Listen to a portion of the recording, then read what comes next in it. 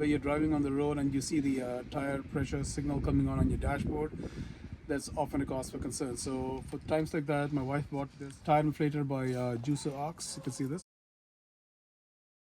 Let's see how it works. It's pretty self-explanatory. It has an on button right here. Do a long press. It just comes on, it says 0. Set the pressure to which you need it to be. For the Toyota Tacoma, which is what we drive, the front tires need to be at 30 psi and the back tires need to be at 32 psi. You plug this in, and it also has attachments that you can use for different types of tires.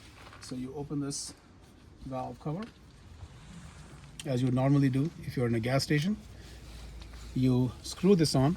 Unlike the gas station tire inflators, this is something you have to screw on like this. Some air pressure escaping, that's completely okay, that's normal. That's what you see even when you're doing it at a gas station.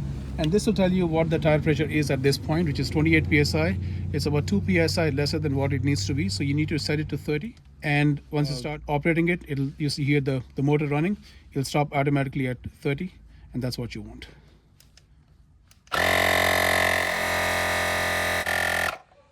So it stopped at 30. That means that the tire is now full and it needs to be at the pressure where it's at. You also have a battery indicator here.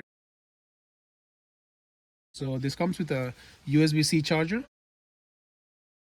But yeah, so far we like it. Hope you like it. And if you have any questions, leave a comment below. Thank you.